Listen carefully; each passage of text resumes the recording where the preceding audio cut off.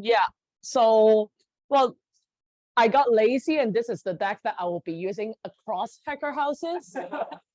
And so if you're going to other hacker houses and you're gonna see me again, sorry. and also the main point is it's gonna actually overlap a little bit with Daniel's stuff, which I would then skip and just kind of quickly go through instead of like repeating myself again. But yeah, so it's a kind of a clickbait thing, right? Things we should build on ZKML now. And the next one is actually even more of a hot take. Wait, hold on. No. Okay. Forget about privacy, okay? Especially after the discussions that we have just now, right? Everyone, when they heard of ZKML, they're like, privacy. Well, so first of all, hot take is that I think there are other technologies that is better for that, that we're kind of looking into right now, right? For instance, fully homomorphic encryption. And second of all, because of all the restrictions that Daniel and also Dante basically have talked about just now, right?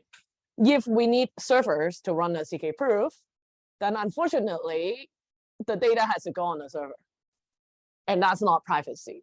So that's why I say, well, forget about privacy for now. And I think verifiable AI is actually the lower hanging fruit. And well, yeah, this diagram, I'm sure you have ever seen ZKML talked about. That's basically it, right? So when we say verifiable ML, if we use the ECKL quadrant thing, it's basically public input and public model, right? And using this graph, public input, public model, just everything is public. We're just using it as verifiable. And that is the same concept of CK rollup, layer 2, etc., etc. Right, so the idea is these are kind of the three categories of applications that I think should get built in the near future. So first of all, we'll talk about AIGC, NFT, which Daniel has already have a very nice first product, right? But we actually need more of that. We'll talk about that. And then recursive neural network. So that is kind of an interesting thing because at PSC, we are kind of very deeply into studying NOVA, which is a folding scheme. And with folding scheme and with proof recursion, there's actually quite some interesting thing that you can do with machine learning as well. Right, and then lastly, some ideas for people who really want to do R&D or something fun. Right, so well, Daniel already talked a little bit about ZKML NFT, but this, just to mention a little bit, this is a ERC that I've drafted a while ago. It's still in draft. And I'll explain why it's still in draft in a second. So the idea is that, well, what if I want to use a kind of verified model or some, let's say, I don't know, Midjourney's model, right? I want to prove that I have minted I've generated this image that I then minted on chain as an NFT. So it's an end-to-end process where I prove that I have the prompt. I go through this model, and this is the result. Okay, and the privacy thing could be an add-on, right? You can hash the prompt, you can hash the model. It's up to you, but that's the whole idea of a ZKML NFT, and that's how kind of the process we imagine it. And here comes the hacking part, which is, well, we're just a bunch of people who haven't built the first ZKML NFT collection, where Daniel's teams has actually done, right? And we just kind of imagine how people wanted the process to be. And that's the problem. So that's why it's actually still in draft, because we wanted someone to actually build the first project first before we actually, right. So actually, so yeah, so in essence, basically we wanted the CryptoPunks or the CryptoKitties of ERC 7007 before we even start like finalizing this EIP. Right, so this is kind of an interesting point because, well, it's very suitable for a hackathon because it's actually a product problem more than a technical problem, right? So you will have to think about, okay, let's say if we want to mint an NFT through a model, what are the feature requests, right? Do we want a review mechanism? If there is a review step, how does that work with the CKP? When do I submit the proof? Who submits the proof, et cetera, et cetera? So there's actually a lot of product or business problems that needs to be solved. And I think that's interesting because as far as we know, a lot of the technical problems has already been solved by, for example, these two projects here. And as builders, it's more about, okay, let's say in a scale of a hackathon or even a scale of a few weeks, how do I actually build something that can add values to this space? And so I think this could be quite interesting if you are interested to like kind of explore this ZKML space. You know, the model could be whatever. The model is not really the essence or the of importance here. It's more about kind of creating this end-to-end project. How does the decentralized application will look like? And you know, how does the user interact with the application? Right, so that's the first group of application. I kind of already talked about all those, but just to go through, right? So basically this ERC is still in draft, right? So we need to know like what kind of features we actually need if we were to make it an actual project or a collection, right? So for instance, one thing that upon talking to Daniel, the first thing we realize is, oh, actually projects would want batch mint and batch verification, or even a mint and refill separation system, which like all the NFT collection that we nowadays know, right? And that's actually very difficult to do or think about how to do if we talk about ZKML NFT, right? So this is something that like even just having a process listed out and then a POC will be incredibly kind of helpful and interesting and can get people excited about ZKML. Cool. And the second part, as I said, is recursive neural network. And that's because we have been doing a lot of research about proof recursion. So this is from a diagram from a repo called Nova Scotia, which is implementing Nova with for Circum. So Circum being the domain-specific language for one of the language for ZK. Right, so the reason why I want to show this diagram is that I want to contrast it with the next diagram. Wait, okay, it's not here, sorry. I will do it directly online, hold on.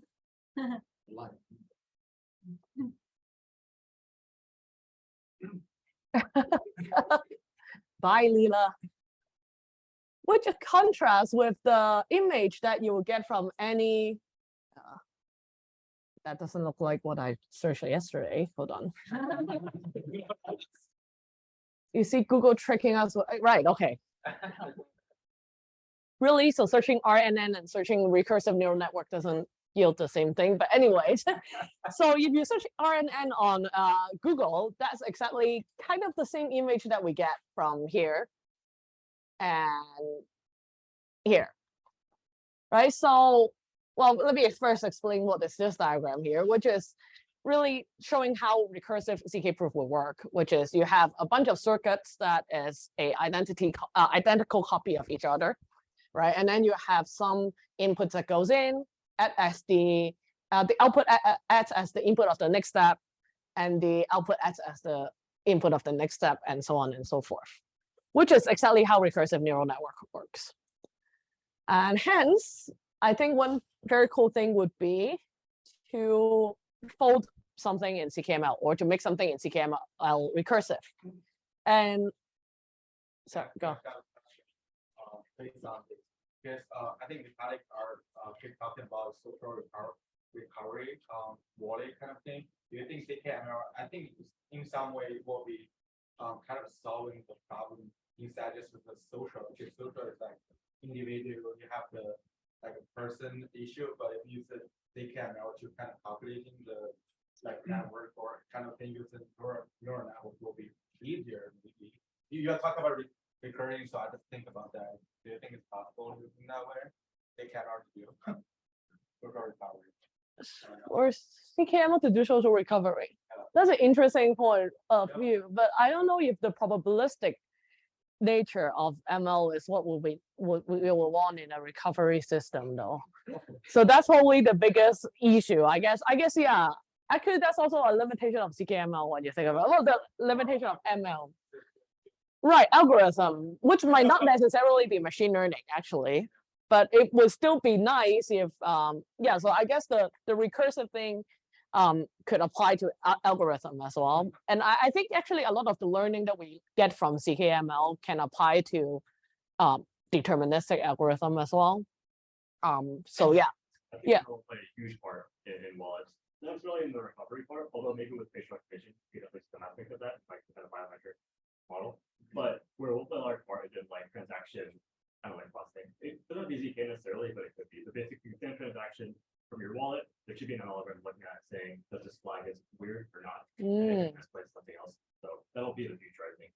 I think that was a project that used voice recognition to recover the account. It could be easily. Yeah, the issue is like it's like what happened with Apple child pornography thing. People starting to put dogs, but they're trained with adversarial networks, so that they were recognized as child pornography, and they just flooded Apple and they stopped their project. Well, that's the thing, is that if everything is public, someone's gonna get their hands on it and be able to have a serial exam. Yes. Now, Right, Apple exactly. data set was private. Yeah. So it's not even an issue of public. Yeah, it's yeah. private. As It's soon as you can query the model, basically. Right, it's, actually, yeah. Yeah, cryptography. yeah, it's over. Yeah, that's true. Yeah, it doesn't matter whether the model is public or private. As long as I can make Yeah. enough inferences of it, then I can hack. Well, that's another thing that's interesting as well, is that you may think that the parameters of the model are private, but you can probably deduce something that's like roughly the same thing if you can query it enough times, basically, even if it's kept private in groups. Right, because I can use it to generate a training set Yeah. to train my exactly. own, right?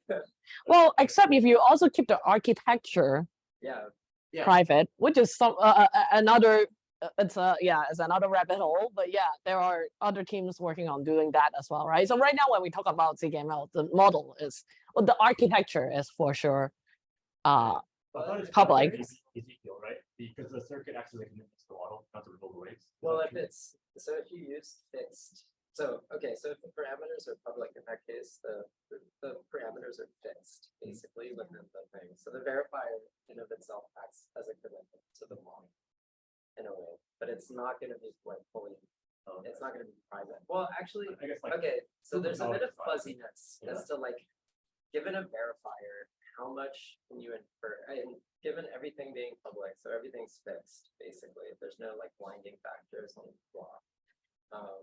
Like how much of the model architecture can you deduce from the verifier alone? Right, but if you just publish a verifier, that's actually not a reliable, trustable ZK proof. You don't Right. know, that's not what I'm saying. Right, you don't know what Like, you're how much verifying. can you back out from the verifier, I think, is the Well, question, it's not not in gonna terms of trust. For sure.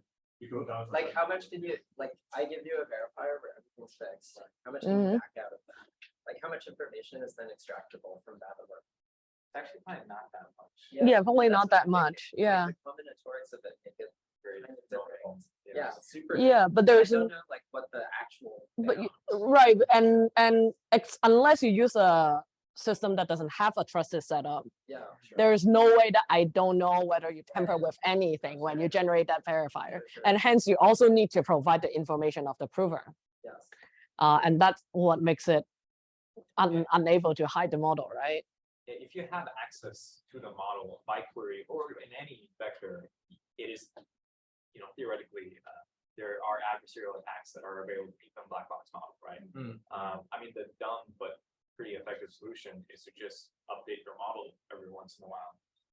This is what WorkPoint is doing. Right? They want to update the model, which takes the iris raw data and makes it uniquely identifiable every 2 or 3 months. The question is why? That's super annoying. And the answer is somebody's going to crack an iPhone at some rate or an Android phone, get to the the app directory, figure out the model, and then back out exactly what's the attack vector, fake irises, right? So you update the model. It's kind of a tangent, but like basically I was talking to what people say, and they were like, yeah, we don't store iris anywhere, we store the commitments. And that way you could basically figure out how something unique. But if they change the model, then how are they able to find duplicates? Like, I'm not sure if I get the question. So if they- basically they make a big point there, they're not storing iris data anywhere. Yeah. they're storing some commit nodes to derived based on ML model, and that determines whether two addresses are distinct or unique, basically two limits that like consequently twice. But if you change the model, it changes that commit. We don't have the ability to go back and update all the previous data, but store that data with basically not doing. Yeah. So, Yeah, so basically their solution is to ask people to rescan. That's the official answer. Yeah, yeah, seriously, that's the official answer. Yes, oh, I think the role of the ZKML in their case, right, is to run that proof on the mobile phone so that you wouldn't have to physically go to another or trusted hardware to rescan. And since it's already the raw data is here, they just recompute it with the new model. So it is actually for privacy, sorry, Gavin, in this case. Yeah. Yeah. That makes sense. Yeah. I thought that Yeah. more stuff. Yeah, and that's why it's hard because it's not possible to run ZKML on your phone, Yes, at least for now. Currently, you have to go back to an org where they update the model. Yes. So we are working on making sure that's not the case. Yeah. That would be horrible UX, but Yeah. anyways, here We we have are. to go more for sure. It's- Or plus. Yeah. Okay, so well, sorry, back to voting. No. I think it's a very good discussion, but also back to voting. Just some previous examples, since I know we're all hackers here, if people want to keep notes of what repos out there that is like worthy of later reference, yeah. So we have tried to fold model, and I've also tried to fold like batch inferences, right? So by folding basically means that I do the same thing over and over again, and then use a recursive proof so that it's like almost O1, right, instead of ON in size. Model, I think, is a very great example. It's actually the first example with ZKML and folding. The only thing is it's not really practical when you think about the model itself, because like when we do machine learning, we always want to extract signals, get rid of the noise, and that also means dimensional reduction, right? So we don't want to have the architecture where it's like flat, and then suddenly at the last step, we want to reduce dimension. So I think it's a very great proof of concept, but it might not be the best use case for ZKML. I've also tried a bunch of stuff with Nova, which is like, I tried batch inference. So that could potentially be something like ZKML NFT, right? If I have 1,000 generation, I can fold it up and that becomes the proof size of 1. And actually, I've recently also started writing some circuits for recurrent neural network and also LSTM, just with linear activations for now, because I don't want to deal with the non-linearities.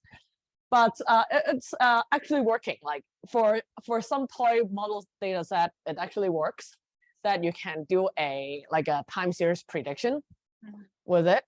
So that's why I think like this direction is actually quite interesting. And I know that it's very different from like where the machine learning world is currently now very excited about, right? Which is all about convolution. We have forgotten RNN because convolution neural network is so powerful. But, and here's the kind of the exciting bit, which I will start from the bottom, is there is actually a recursive version of large language model called RWKV. I actually didn't know about it until they are already out at version 3. It's huge in the machine learning world. There's like 10,000 people on the Discord server and like 20 universities signed on the paper that they published. So it's crazy. And they wasn't doing it for ZK, but they were doing it to reduce VRAM usage. So that's the kind of their motivation, which turns out to be also very ZK relevant because we also want to reduce RAM usage. And they were also able to, I think, parallelize training in that case as well, because they use a recursive structure. So that means that actually RNN could be something that could be useful. And of course, I know Daniel already talked about it, RockyBot, so I'm not going to talk about it again. But I think there is some latest kind of like development which could be interesting and make something that is more trustless. For example, like we have Axiom, which is a ZK coprocessor now, and you can actually retrieve historical Uniswap data from Axiom, right? So that would make something that a trading bot like RockyBot more fair, trustless, trustworthy, verified, right? Because you can also now then verify the input is from actual Uniswap data, not not some off-chain data that you just input into the model. So I think that could be some interesting things to do as well. Of course, I think the caveats Daniel has already mentioned, so I'm not gonna talk about that. Great, and the third thing is the third category is the fun but challenging ones. Yep. Why can't you fold convolutional neural network? Because convolution is basically sliding a window. Well, unless you parallelize it, but it's sliding a window. So at least maybe you can slide by row or by columns, so that it kind of fits the folding. Good question. Project. Good question. It's actually in my other presentation, but but I would love to answer here as well. So actually, the thing with folding, so yeah, you're correct. A lot of the operations in machine learning is actually very recursive friendly, as you said, convolution neural network. In practical terms, I didn't, well, I actually had another presentation that has all the benchmark, but the idea is basically that if you go back to this diagram, you can see that you cannot access intermediate state here. So that means if you want the last output to be the full, say, convolution output, you have to do a lot of data management and state management. So that includes actually a bunch of switchers that tells where the output should goes in that grid. So that it does speed up though, actually. So, but for the size that we're talking about, like a couple hundred, usually we're talking about matrix of a couple hundred. The speed up is not apparent, basically. But if we're talking about huge matrix and huge dimensional input that we're trying to convolve over, then there's quite some speed up using this approach as well. Yeah. So, but yeah, you're correct. So there's a lot of things you can fold. But the problem is actually state management. How do I actually keep the data available? There are a lot of solutions. Like for example, do I keep a Merkle tree or do I keep a recursive hash? And all of those problems, all of those solutions also come with their own trade-offs. If I use a recursive hash, it's very hard to query a single data point in the recursive process. And if I use a Merkle tree, it's not exactly the most efficient way of storing it as well. And also the problem is also that you also need to keep that data off chain and probably just submit a root, which is again another issue. Yeah. But yeah, that's a very good question actually. Yeah. Are there any techniques in optimization that could take advantage of the recursive nature of these circuits? Like lookups and all which research on that, right? So is there, do you think there could be some opportunity in optimization that could improve, taking advantage of this, reduces the proof time? Wait, so your question is about other techniques that can improve proof time, or whether recursiveness can be put on other No, I mean, so what I understand is that recursion, it helps the proof size, makes it go off one. Proof time, right? Oh, okay, yeah. Proof size, at least we've not spoken. I mean, you've not spoken about it reduces the proof time. But let's say if there are any improvements on the techniques in optimization, or is there anything that can improve? Because the circuits are recursive in nature. Is there anything that could improve the proof time? Yeah, so it doesn't help with size, but it does help with time. Your instinct is right. Not to get into the nitty-gritty, but Halo 2 as a proving system, as an example, needs to commit to intermediaries. So these steps in between need to effectively be recognized by your system. There are other techniques which don't require that. One that might be relevant to some check. Look up. Justin Taylor has done some great work on that with data parallel proving, which is not great for any other type of operations. That's actually really bad, but is really good at this. But actually, that's distinct from folding, which is a whole other, and that's post error translation. But great instinct. Yeah. Yeah, but kind of a related question. I know you've done a lot of work for a lot of work, but people have done work on your work for Zader, which is a CNN, and I guess you're pointing out like the A carry. Does that also apply to Zader, since it's not feasible because you don't have data to kind of carry and commit to? It's just not, it just outweighs the benefits of doing the folding. 'Cause it was on the CNN. Yeah, actually, but the way, so if you look at how Zader is folded, I actually didn't build upon Zader, but I was in close contact with the team. But if you look at how Zader, can I just zoom into this image? So they weren't folding the convolution Oh, operation per se. They were folding each layer, so the whole layer. So this is not further folded. So this is one circuit that performs exactly. I forgot it was, yeah, I think it was convolution. Yeah, it was convolution. Right, but that particular backbone circuit, you can it could also be convolution. Yeah, but, right. Yeah, but so this backbone is a full convolutional operation, right, where it does all the multiplication, adds all the biases, and that's one circuit or one layer. And then basically the next one looks exactly the same. And they do have data, actually they do have state management as well, which is a running hash. That is this something that like everyone in ZKML is, because it seems to be somewhat more efficient than the state of the art right now? Obviously it's very new, but like it's something everyone's kind of looking at, or is this not interesting? Well, because it has to be the exact same circuit. Well, in this case, it has to be the same I exact thought circuit. you can pad it, right? So you could construct your circuit, even each layer different dimensions. You can add a superset of one to do the whole thing. no, so this has to be at the exact the same dimension. Yeah. Oh, Yeah. my bad. Yeah, so this diagram here, that one, this, so because of the way it's structured, the step in and the step out actually has the same dimension. Okay. So you don't get a lot of flexibility in terms of what you can represent using. Yeah. There's Like, work you to can like pad it, but break you're that. just- yeah.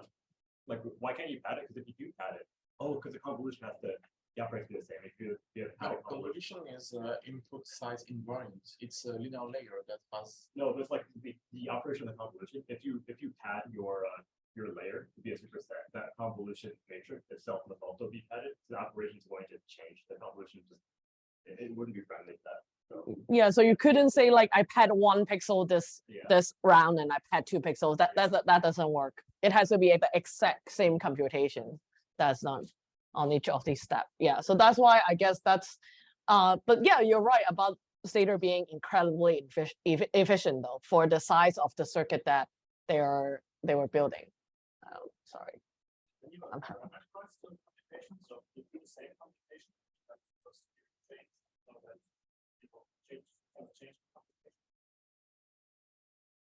Wait, I'm not.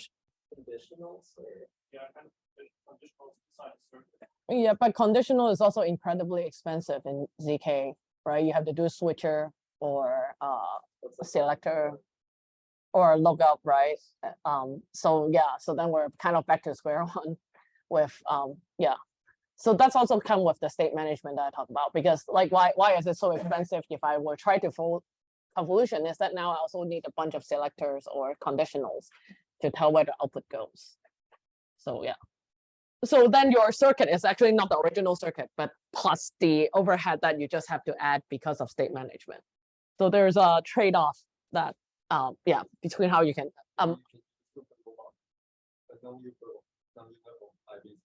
yes. So we also, yeah, so that would be, I don't know how when that's gonna come out. I'm not sure, but yeah, but that would be. Yeah, but ideally you could still use Nova to fold the most part first, because like that's the most compression you're gonna get, right, for identical circuits. So yeah. Cool. What did where were I? Oh yeah, so the last bit I just want to talk about is the kind of the thought that maybe we should just work like machine learning projects, right? Instead of trying to bridge existing models directly, which sorry, but well, actually, even if we use ECKL, we can also start with something that is inherently more efficient originally with lookup and stuff before we put it in, then you're gonna get a much smaller, prover or verifier that is able to be more efficient. So that's actually kind of like a thought that I have. But you need to train it on chance the weights. But That's true, but actually, if your use case is in any way unique, you will have to train to begin with. But yeah, so I guess it depends on the use case. If the use case is important enough, then in the Web2 world, we would train, right? And suddenly in the Web3 world, we suddenly thought that, okay, we're just gonna take the Web2 model and like drop it into CK and hope it works. So that's just a thought that I think like if we have a specific use case, then we should probably try to build a CK friendly or efficient model. And yeah, so In the Web2 world, the people who train the model are just Facebook and Google, and then they do fine tuning for specific application instead of retraining everything from scratch. if you're talking about LLM and generative model, yes, but I mean there's also the other regime where there are like application specific models, right? Like classifications and stuff, and people do build models from like their own data and stuff. So my suspicion as well is that there are existing methods that are part of the ML stack, which can be used directly. So things like mixed precision LLM, so LLM fit. So you do 99% of your operations is fit sort of stuff, and you don't need to fine tune that much, or like distillation methods. yeah. Or, And I mean, there's a subfield in machine learning where they were originally doing it optimizing for FHE actually. And in that field, they do a lot of optimization with the machine learning operations. Like, okay, this is better for FHE, that is better for FHE. And actually, a lot of those learnings can be taken into CK as well. So Talk about that. I just want to kind of ask like for your kind of inner discussion inside of the app. Do you think you guys are set that partially kind of dedicate machine learning for some specific or some like a special use case, or do you think it will be like all the models we're supposed to like fully on train kind of thing? Because like metallics always are kind of ideally not trying to, but it's like they prefer, but as I think Daniel talked before, it's still expensive, it's not persist. So is that possible to do ZKML for specific like the data or kind of model, and for the others we probably just like sacrifice and using the traditional way to do it. So like what's your thought or the discussion between you guys? yeah, so well, first of all, there is no stance of EF. I mean, EF is a couple hundred people organization, and I have not personally talked to Vitalik myself. But yeah, no, I think as a so Ethereum Foundation mission is really just for adoption, right? Like if you look at their NGO mission, and so at least for the short period of time that I've worked in EF, it more or less feel like we just want to try out things that would actually make people use it. And that's why I focus so much on application. I mean, it's infrastructure is very important as well, but then it's really the application that is going to get people excited. And, as Daniel was saying, like the hype cycle for ZKML is going to pass, maybe, hopefully not in the short term, not in the short run, but possibly in 2024, right? By the end of 2024. So I think it's really more about like exploration and just having something built that people can use. Yeah. So I think that's like, I understand. yeah. Cool. And yeah, so as I was saying, and Artemis here, so he can actually talk a little bit more if anyone is interested. But so this is so this zero gravity, zero G thing is actually a project that I did at CK Hack with my team, and which we kind of explored exactly what I said, which is CK friendly model architecture that people have kind of not used or forgotten because CNN is so powerful. And it turns out that there is quite some, CK friendly architecture out there. The zero gravity, the weightless paradigm is just one of them, but there are like many more, and it will be quite interesting to see, like, of course, like for LLM and for GPT, for LLM and for like stable diffusion, they're not going to perform as well as CNN, right? For those purpose, but there is a lot of things outside of those two kinds of models that people use machine learning for, and I think so that would be quite area to explore as well. Cool. I think that's all I have. Not sure. Yeah, sorry.